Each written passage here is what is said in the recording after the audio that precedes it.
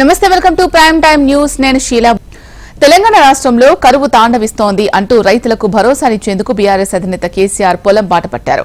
ఒక్కరోజే జనగామ, సూర్యాపేట జిల్లాల్లో పర్యటించి ఎండిపోయిన పంటలను కేసీఆర్ పరిశీలించారు. పలువురు రైతులతో మాట్లాడారు. పంటల పరిశీలన అనంతరం సూర్యాపేటలో సీఎం కేసీఆర్ ప్రెస్ మీట్ పెట్టి ప్రభుత్వాన్ని ఎండగట్టారు. ప్రతి పంటకు 500 బోనస్ ఇచ్చి తీరాల్సిందే అని డిమాండ్ చేశారు. బోనస్ ఇచ్చేదాకా వెంటాడుతామని అన్నారు. ఏప్రిల్ 2న అధికారులకు వినతి పత్రాలు ఇవ్వాలని కార్యకర్తలకు సూచించారు. ఏప్రిల్ 6న రాష్ట్ర వ్యాప్తంగా నిరసన దీక్షలు చేపట్టాలని శ్రేణులకు పిలుపునిచ్చారు.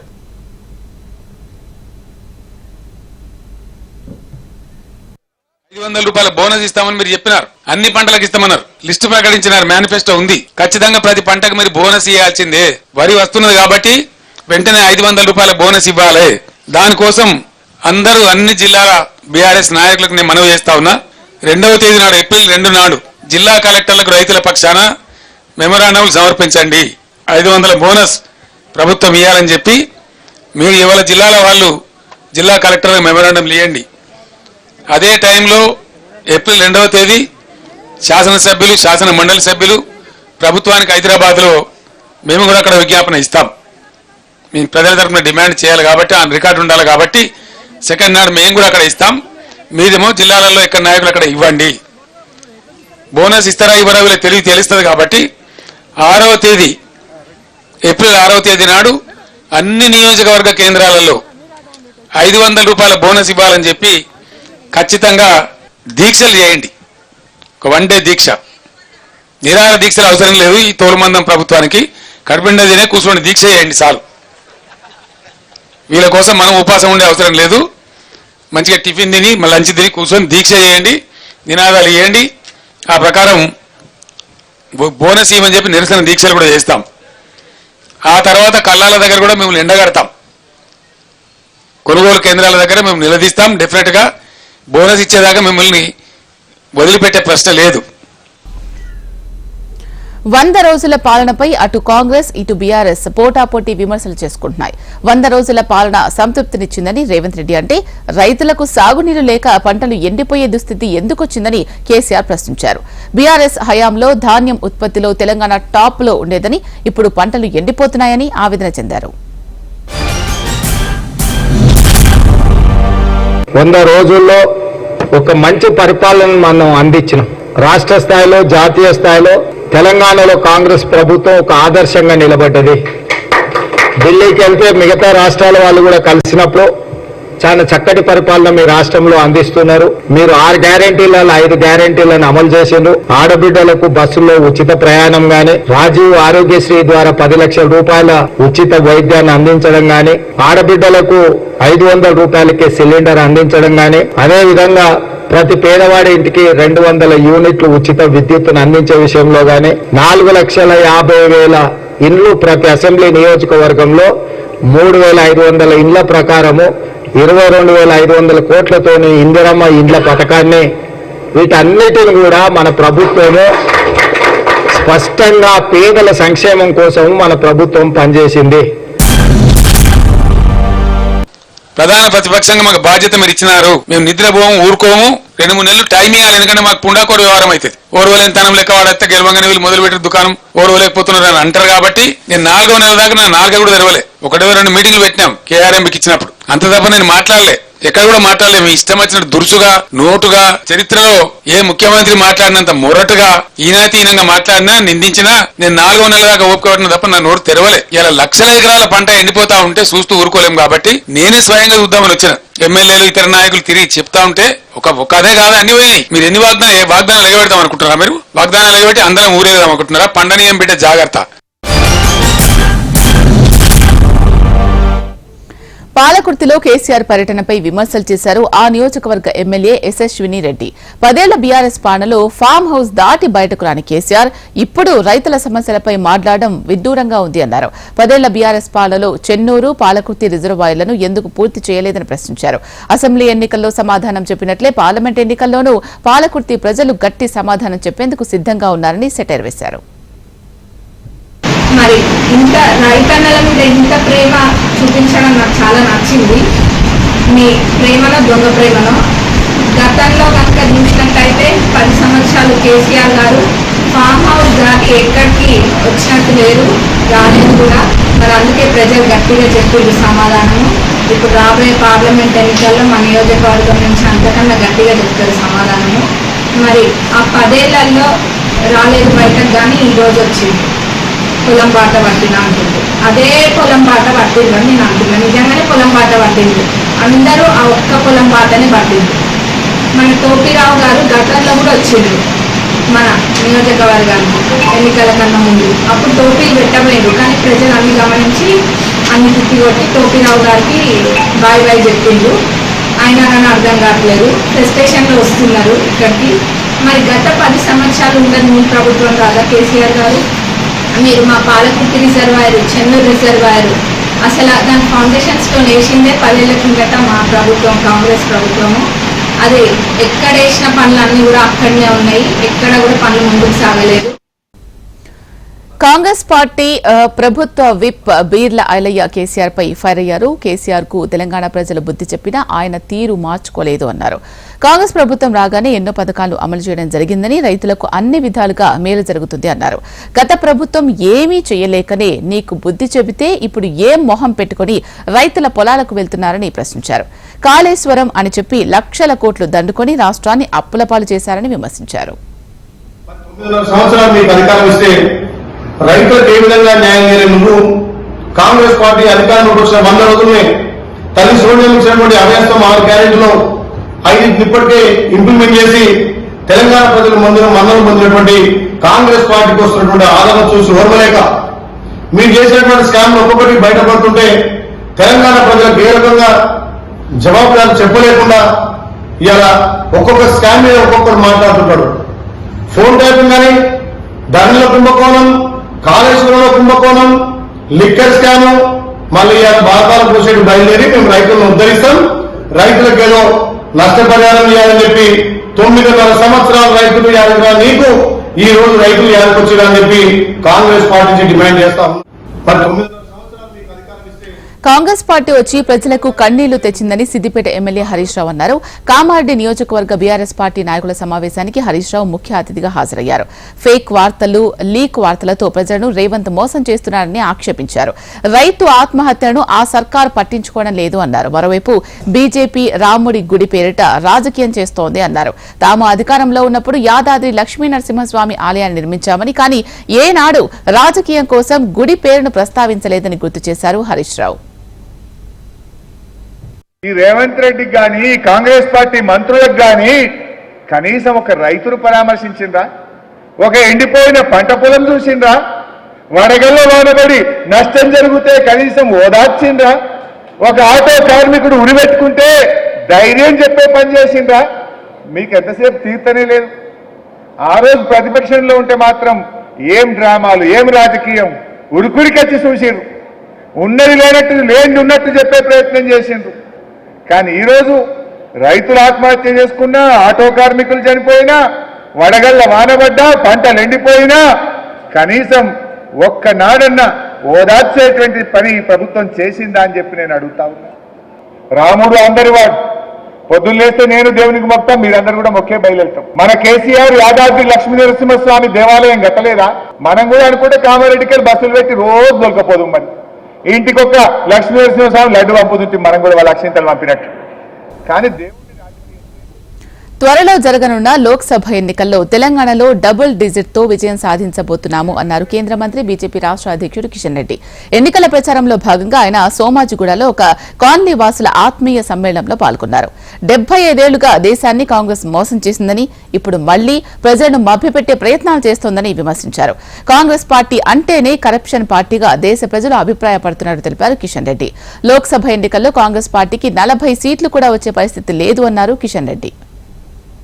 కాంగ్రెస్ పార్టీ గత 65-75 సంవత్సరాలుగా ఈ దేశాన్ని అనేక రకాలుగా మోసం చేసి ఈరోజు మళ్ళీ ప్రజలను మభ్యపెట్టేటువంటి ప్రయత్నం చేస్తూ ఉంది. వచ్చే పార్లమెంట్ ఎన్నికల్లో కాంగ్రెస్ పార్టీకి ఉన్న 40 సీట్లు కూడా వచ్చే పరిస్థితి లేదు. కాంగ్రెస్ పార్టీని ప్రజలు ఇప్పటికీ అన్ని రాష్ట్రాలలో ఓడించారు. మిగిలిన 3 రాష్ట్రాలు హిమాచల్ ప్రదేశ్, తెలంగాణ, కర్ణాటకలో కూడా మెజార్టీ సీట్లు 90% సీట్లు భారతీయ జనతా పార్టీ గెలవబోతుంది. హిమాచల్ ప్రదేశ్ రాహుల్ గాంధీని ప్రధానమంత్రిని చేసేందుకు అందరూ కృషి చేయాలని మంత్రి సీతక్క పిలుపునిచ్చారు.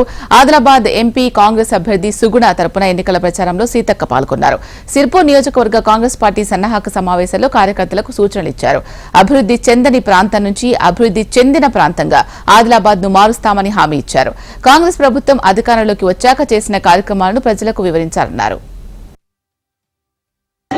కాంగ్రెస్ పార్టీ ఒక పేదింటి బిడ్డకు అవకాశం ఇచ్చింది, ఢిల్లీలో ఉంటుంది. ఏదైనా కష్టాలు చేసినటువంటి వ్యక్తికి మరి కాంగ్రెస్ పార్టీ టికెట్ ఇచ్చింది సోనియమ్మ గారు. కాబట్టి చేయకుంటున్న ఓటేసి గెలిపించాలని మీరందరూ కూడా రక్షబంధుల ద్వారా మాట్లాడి ఇచ్చిన మాటను కాపాడుకోవాలి, ఉద్యోగులకు ఇచ్చిన మాట నిలబెట్టుకోవాలి, నిరుద్యోగులకు ఇచ్చినటువంటి ఉద్యోగ అవకాశాలు వాళ్ళకి కల్పించాలి, రైతులను కాపాడాలి, మహిళలను కోటీశ్వరులను చేయాలి అనే లక్ష్యంతో పనిచేస్తున్నారు. కాబట్టి దయచేసి ఆదిలాబాద్ అభివృద్ధిలో ఎక్కబడినటువంటి పేరు నుంచి అగ్రభాగాన్ని తీసుకురావాలనే లక్ష్యంతో రేవంత్ రెడ్డి సీఎం గారు పనిచేస్తున్నారు. తెలంగాణ రాజకీయాలు రసవత్తరంగా మారాయి. ముఖ్యంగా వరంగల్లో బీఆర్ఎస్ నేతలు కాంగ్రెస్ లోకి క్యూ కడుతున్నారు. తాజాగా స్టేషన్ ఘన్పూర్ ఎమ్మెల్యే కడియం శ్రీహరి, కడియం కావ్య కాంగ్రెస్ లో చేరారు. సీఎం రేవంత్ రెడ్డి నివాసంలో ఆ పార్టీ తెలంగాణ ఇన్ఛార్జ్ దీపాదాస్ మున్షి కండువా కప్పి పార్టీలోకి ఆహ్వానించారు. అయితే ఇప్పటికే కాంగ్రెస్ పార్టీలో వరంగల్ ఎంపీ పసునూరి దయాకర్ చేరారు. ఇదే సమయంలో ఇటు కడియం శ్రీహరి, ఆయన కుమార్తె కావ్య సైతం హస్తంగూటికి చేరడంతో వరంగల్ అభ్యర్థిగా ఎవరుంటారు అనే ప్రశ్న తలెత్తింది. వరంగల్ కాంగ్రెస్ అభ్యర్థిగా కావ్యను నిలబెడుతుందా లేక ఇచ్చిన హామీ ప్రకారం పసునూరి దయాకర్ను ప్రకటిస్తుందా అన్నది ఇప్పుడు తెలంగాణ కాంగ్రెస్ లో ఆసక్తిగా మారింది. మహబూబ్ నగర్ పార్లమెంట్ ఎన్నికల్లో ఓటమిని సీఎం రేవంత్ ముందే ఒప్పుకున్నారని బీజేపీ జాతీయ అధ్యక్షురాలు పాలమూరు లోక్సభ అభ్యర్థి డీకే అరుణ అన్నారు. పార్లమెంట్ ఎన్నికల ఓటమి భయంతోనే రేవంత్ నన్ను దొంగదీబ తీస్తున్నారంటూ కొత్త నినాదం ఎత్తుకున్నారని ఆమె ఎద్దేవా చేశారు. లోక్సభ ఎన్నికల్లో బీజేపీకే ఓటు వేయాలని ప్రజలు ఇప్పటికే ఫిక్స్ అయ్యారని అరుణ చెప్పారు. కేసీఆర్ అబద్దాలు చెప్పి అధికారంలోకి వస్తే ఆయన కంటే ఎక్కువ అబద్దాలు చెప్పి కాంగ్రెస్ అధికారంలోకి వచ్చిందని డీకే అరుణ ఆరోపించారు. కేసీఆర్ అబద్ధాలు చెప్పి అధికారంలోకి వచ్చింది, మేము ఆయన కంటే మించి అబద్ధాలు చెప్పి అధికారంలోకి ఎట్లయినా రావాలని 6 గ్యారంటీలని చెప్పి మోసం చేసి అధికారంలోకి వచ్చి మీరు అన్ని చేసినా కూడా బొటాబొటి ఓట్లతోనే మీరు బయటపడ్డారు, సీట్లతోనే బయటపడ్డారు. మరి ఈ అభద్రతా భావం మీకు ఎందుకు వెంటాడుతూ ఉన్నది? వీళ్ళకంతా కూడా ఒక అభద్రతా భావం వెంటాడుతూ ఉంది ముఖ్యమంత్రి గారికి కానీ కాంగ్రెస్ పార్టీకి. ఆ అభద్రతా భావంతోనే నోటికి వచ్చినట్లా మాట్లాడుతూ ఉన్నారు. రాజాసింగ్ తో బీజేపీ లోక్సభ ఎన్నికల ఇన్ఛార్జ్ అభయ్ పాటిల్ భేటీ అయ్యారు. కొన్ని విషయాలను రాజాసింగ్ తమ దృష్టికి తీసుకొచ్చారని వాటిని పరిష్కరిస్తామని తెలిపారు. రాజాసింగ్ సేవలను పార్టీకి ఉపయోగించుకుంటామన్నారు. లోక్సభ ఎన్నికల్లో తెలంగాణలో బీజేపీ 12 సీట్లు గెలవడం ఖాయమన్నారు. నేతలు ఎవరూ అసంతృప్తిలో లేరని, సమస్యలుంటే చర్చించుకుని పరిష్కరిస్తామన్నారు. ఏపీలో ఎన్నికలకు సమయం దగ్గర పడుతూ ఉండడంతో రాష్ట్రంలో ఎన్నికల హడావిడి ముమ్మరమైంది. అధికార ప్రతిపక్ష నేతలంతా రోడ్ షోలు, బహిరంగ సభలతో జనంలో తిరుగుతున్నారు. మేమంతా సిద్దం పేరుతో బస్సు యాత్ర ద్వారా సీఎం జగన్ ప్రచారం నిర్వహిస్తున్నారు. ఇడుపులపాయ నుంచి ప్రారంభమైన జగన్ బస్సు యాత్ర శనివారం రాత్రికి అనంతపురం జిల్లా సంజీవపురంకి చేరుకుంది. కాగా ఆదివారం ఈస్టర్ కారణంగా బస్సు యాత్రకు జగన్ బ్రేక్ ఇచ్చారు. యాత్ర ఆగిన ప్రాంతం నుంచి సోమవారం సీఎం జగన్ బయలుదేరనున్నారు. పలు ప్రాంతాలు పర్యటిస్తూ సాయంత్రానికి కదిరికి చేరుకుంటారు. అక్కడ ముస్లింలతో కలిసి ఇఫ్తార్ విందులో జగన్ పాల్గొనబోతున్నారు. వాలంటీర్ల వ్యవస్థపై చంద్రబాబు మొదటి నుంచి కక్షగట్టారని విమర్శించారు ప్రభుత్వ సలహాదారు సజ్జల రామకృష్ణారెడ్డి. ఎన్నికల కోడ్ పేరుతో పెన్షన్ పంపిణీని అడ్డుకోవడం చంద్రబాబు మోసపూరిత రాజకీయానికి నిదర్శనమన్నారు సజ్జల. వాలంటీర్లపై అభ్యంతరాలు ఉంటే రద్దు చేసి మళ్లీ జన్మభూమి కమిటీలు తెస్తామని డైరెక్ట్ గా చెప్పకుండా ఫిర్యాదుల పేరుతో దొంగ దెబ్బ తీసేలా కుట్రలెందుకంటూ ప్రశ్నించారు.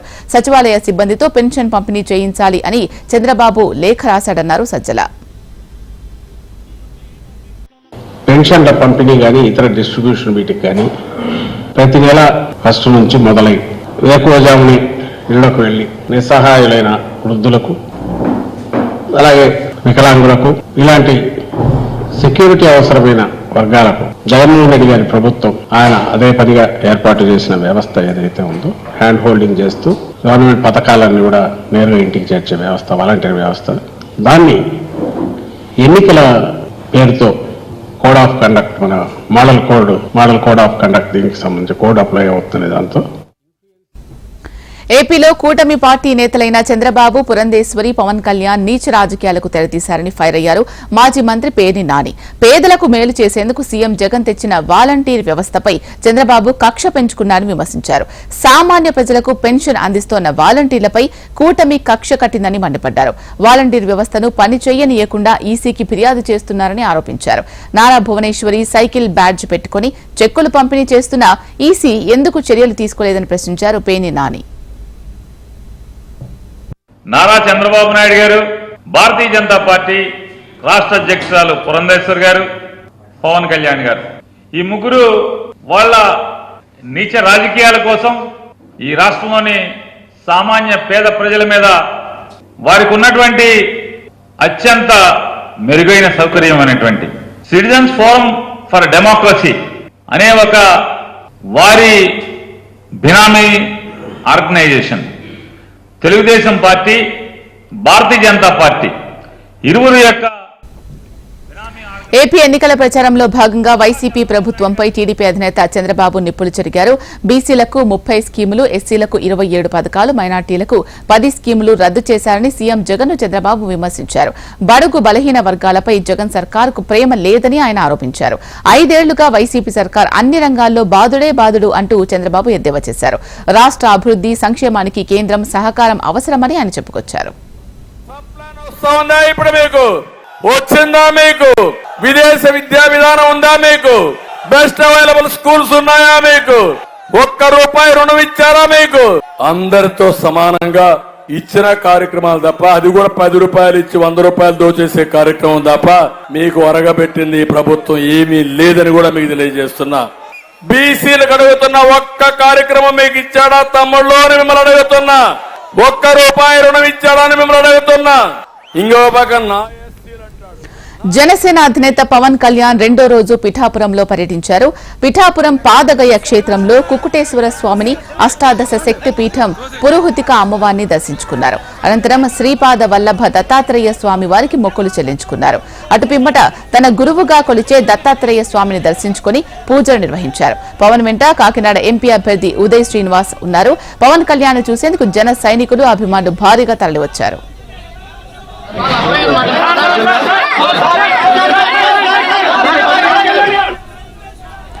జనసేన వైజాగ్ వెస్ట్ అభ్యర్థిగా వంశీకృష్ణ శ్రీనివాస్ యాదవ్ ను ప్రకటించింది అధిష్టానం. అధికారికంగా ప్రకటించారు ఆ పార్టీ అధినేత పవన్ కళ్యాణ్. దీంతో ఇంకా పెండింగ్ లో 2 అసెంబ్లీ స్థానాలు ఉన్నాయి. పాలకొండ, అవనిగడ్డ అసెంబ్లీ స్థానాలపై పవన్ కసరత్తు చేస్తున్నారు. ఆంధ్రప్రదేశ్లో దుష్ట పాలన, జగన్ అరాచకాలకు అంతం పలికే సమయం వచ్చిందని బీజేపీ రాష్ట్ర అధ్యక్షురాలు పురంధేశ్వరి అన్నారు. ఒకసారంటూ అధికారంలోకి వచ్చి రాష్ట్రాన్ని అప్పుల కుప్పగా మార్చారని మండిపడ్డారు. విజయవాడ బీజేపీ రాష్ట్ర కార్యాలయంలో ఏర్పాటు చేసిన ఓబీసీ మోర్చా రాష్ట్ర కార్యవర్గ సమావేశానికి ఆమె ముఖ్య అతిథిగా హాజరయ్యారు. ఈ సమావేశంలో ఓబీసీ మోర్చా రాష్ట్ర అధ్యక్షుడు రొంగల గోపి శ్రీనివాస్ తో పాటు పలువురు నేతలు పాల్గొన్నారు. రాష్ట్రంలో ఎస్సీ, ఎస్టీ, బీసీ, మైనార్టీ ఇలా ఏ వర్గమంటూ భేదం లేకుండా అన్ని వర్గాలను జగన్మోహన్ రెడ్డి మోసం చేశారని పురంధేశ్వరి మండిపడ్డారు. ఉంది ముఖ్యమంత్రి గారు వేదిక మీదకి వచ్చి నా బీసీలు అని చెప్పి గుండెలు కొట్టుకోవటం కాదు, నీ గుండె నిజంగా బీసీల కోసం కొట్టుకోవాలి. కానీ మీ గుండె చప్పుల్లో ఎక్కడ కూడా బీసీలకి ఆ ప్రాధాన్యత కావచ్చు, లేకపోతే వారి పట్ల ఒక రకమైనటువంటి సానుభూతి అనేది లేనటువంటి నేపథ్యంలో నిజంగా ఈ ప్రభుత్వం కొనసాగాల, ఆ ముఖ్యమంత్రి ఉండాలి అక్కడ. అది కేవలం బీసీలనే కాదు, రాష్ట్రంలో చూసినట్లయితే రాష్ట్రాన్ని అధోగతి పాలు చేసినటువంటి పాలన ఇవాళ రాష్ట్రం ఉంది. అప్పుల ఊబిలోకి నెట్టివేశారు. బీజేపీ కేంద్రంలో మరోసారి అధికారంలోకి వస్తే దేశం అంధకారంలోకి వెళుతోందని ఈ సిపిఎం పొలిట్ బ్యూరో సభ్యులు బీవీ రాఘవులు ఆందోళన వ్యక్తం చేశారు. అటెన్షన్ డైవర్ట్ చేసేందుకే బీజేపీకి ఎక్కువ సీట్లు వస్తాయని పదే అంటున్నారని విమర్శించారు. జగన్ బయట తిరుగుతుంటే కేజ్రీవాల్, సోరెన్ లాంటి వారిని అరెస్ట్ చేశారని మండిపడ్డారు. ప్రతిపక్ష పార్టీల నేతలను ఈడీ, సీబీఐలతో భయపెడుతున్నారని ఆరోపించారు. ప్రత్యేకంగా ప్రధానమంత్రి మోడీ గారు మాకు 370, మా కూటమికి 400 పైన అనే నినాదం ఇస్తున్నారు. అది చాలా నమ్మకం. ఇక ప్రజలందరూ మాకు మద్దతు ఇవ్వబోతున్నారనే నమ్మకంతో అన్నా ఆ నినాదం ఇవ్వాలి. లేకపోతే అడుగు జారిపోతుంది, ఓడిపోతుంది, ప్రజల్ని మప్పిపెట్టైనా వాళ్ళని ప్రభావితం చేయడానికి ఒక పెద్ద నినాదం ఇస్తే బాగుంటుందని చెప్పేసి అన్నా అనాలి. ఇప్పుడు మొత్తం జరుగుతున్న పరిణామాలను చూస్తే ఈరోజు బీజేపీకి భయం పట్టుకుంది. 2019లో వచ్చిన ఫలితాలు రావేమో ప్రజలు అనేక చోట్ల పింఛన్ల పంపిణీ 2-3 రోజుల్లో పూర్తి స్థాయిలో జరగకపోతే సీఎస్ కార్యాలయాన్ని ముట్టడిస్తామని ఏపీసీసీ చీఫ్ షర్మిల హెచ్చరించారు. పింఛన్ల పంపిణీపై ఏర్పడిన సందిగ్ధం నేపథ్యంలో ఏపీ సీఎస్ జవహర్తో వైఎస్ షర్మిల మాట్లాడారు. పింఛన్ల పంపిణీకి 10 రోజుల సమయం పడుతోందని సీఎస్ చెప్పగా ఆయన వైఖరిపై షర్మిల ఆందోళన వ్యక్తం చేశారు. వాలంటీర్ వ్యవస్థ లేకుంటే పింఛన్లు పంపిణీ చేయలేరా అని ప్రశ్నించారు. డీబీటీ ద్వారా పెన్షన్లను ఒక్క రోజులోనే పంపిణీ చేయొచ్చు కదా అని సీఎస్ ను నిలదీశారు షర్మిల. పెన్షన్ల పంపిణీ ఆలస్యం చేయాలని అనుకోవడం ప్రభుత్వ కుట్రనే అని ఆమె మండిపడ్డారు. ఆంధ్రప్రదేశ్లో పింఛన్ల పంపిణీపై కొనసాగుతున్న సందిగ్ధతకు తెరపడింది. ఎన్నికల కోడ్ ముగిసే వరకు ఇంటింటికి పింఛన్ల పంపిణీ ఉండదని గ్రామీణ పేదరిక నిర్మూలన సంస్థ ఉత్తర్వులు జారీ చేసింది. గ్రామ వార్డు సచివాలయ సిబ్బందితో సచివాలయాల్లోనే పంపిణీ చేయాలని అధికారులకు ఆదేశాలు జారీ చేసింది. ఎన్నికల కోడ్ కారణంగా వాలంటీర్ల ద్వారా పింఛన్లు పంపిణీ చేయకూడదని స్పష్టం చేసింది. పింఛను లబ్దిదారులు ఆధార్ లేదా ఇతర గుర్తింపు కార్డు తీసుకెళ్లాలని సర్ప్ సూచించింది. పింఛన్లు సహా నగదు పంపిణీ పథకాలకు వాలంటీర్లను దూరంగా ఉంచాలని కేంద్ర ఎన్నికల సంఘం ఆదేశించిన నేపథ్యంలో ప్రభుత్వం ఈ నిర్ణయం తీసుకుంది. గత కొద్ది రోజులుగా సంచలనం రేపుతున్న ఫోన్ ట్యాపింగ్ కేసులో కీలక పరిణామం చోటు చేసుకుంది. రేపు అమెరికా నుంచి హైదరాబాద్ రానున్నారు ఫోన్ ట్యాపింగ్ కీలక సూత్రధారి Prabhakar Rao. Phone tapping case వెలుగులోకి వచ్చినప్పటి నుంచి అజ్ఞాతంలోకి వెళ్లిపోయారు మాజీ intelligence chief Prabhakar Rao. Phone tapping వ్యవహారం ప్రభాకర్ రావు చుట్టూ తిరుగుతోంది. ప్రభాకర్ రావును విచారిస్తే సంచలన విషయాలు తెలిసే అవకాశం ఉంది. ప్రభాకర్ రావును విచారించాక పలువురు నేతలకు నోటీసులు ఇచ్చే అవకాశం ఉన్నట్లు సమాచారం. బీజేపీ అగ్రనేత మాజీ ఉప ప్రధాని లాల్ కృష్ణ అద్వానీకి అత్యున్నత పౌర పురస్కారం భారత రత్నను ప్రదానం చేశారు. రాష్ట్రపతి ద్రౌపది ముర్ము స్వయంగా ఆయన ఇంటికి వెళ్లి అవార్డు అందజేశారు. అనారోగ్య సమస్యలతో బాధపడుతున్న నేపథ్యంలో శనివారం రాష్ట్రపతి భవన్లో జరిగిన అవార్డుల ప్రదానోత్సవానికి ఆయన హాజరు కాలేకపోయారు. దీంతో ఆయన నివాసానికే వెళ్లి పురస్కారాన్ని అందించారు. ఈ కార్యక్రమానికి ప్రధానమంత్రి నరేంద్ర మోడీ, ఉపరాష్ట్రపతి జగదీప్ ధన్ఖడ్, మాజీ ఉపరాష్ట్రపతి వెంకయ్యనాయుడు హాజరయ్యారు. సార్వత్రిక ఎన్నికల ప్రచారానికి ప్రధాని మోడీ శంఖారావం పూరించారు. ఉత్తరప్రదేశ్లోని మీరట్ నుంచి తన ప్రచారాన్ని ప్రారంభించారు. విపక్ష కూటమి టార్గెట్ గా ప్రధాని మోడీ ప్రసంగం కొనసాగింది. అవినీతి నిర్మూలన చేసే కూటమి ఒకవైపుంటే అవినీతి నాయకులను రక్షించడంపై దృష్టి సారించిన కూటమి మరోవైపు ఉందని విమర్శించారు. ఎన్ని రకాలుగా అవినీతి పనులు తనపై దాడి చేసినా ఆగేది లేదు అన్నారు. 2024 ఎన్నికలు కేవలం ప్రభుత్వ ఏర్పాటు కోసం కాదని అభివృద్ధి చెందిన దేశాన్ని తయారు చేసేందుకు అన్నారు ప్రధాని మోడీ.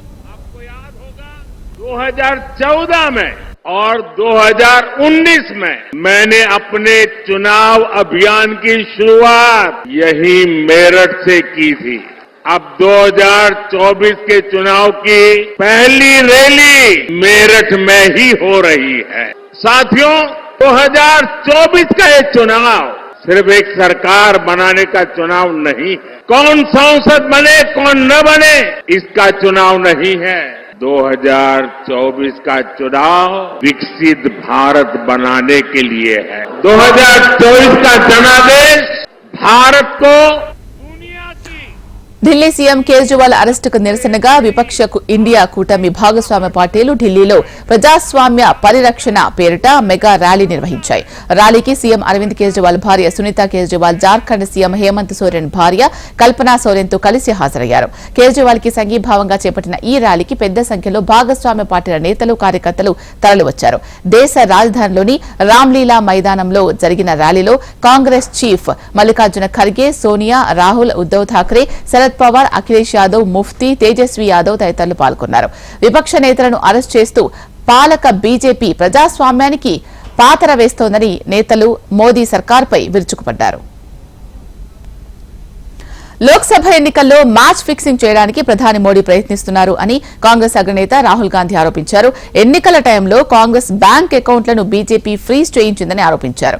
బీజేపీ ప్రభుత్వం ఐటీ, ఈడీ, సీబీఐలతో దేశాన్ని పాలిస్తోంది అని విమర్శించారు. కేంద్ర దర్యాప్తు సంస్థలను బీజేపీ దుర్వినియోగం చేస్తోందని ఫైర్ అయ్యారు. దేశంలో రాజ్యాంగం, ప్రజాస్వామ్యాన్ని ధ్వంసం చేసేందుకు బీజేపీ కుట్ర చేస్తోందని ఆరోపించారు.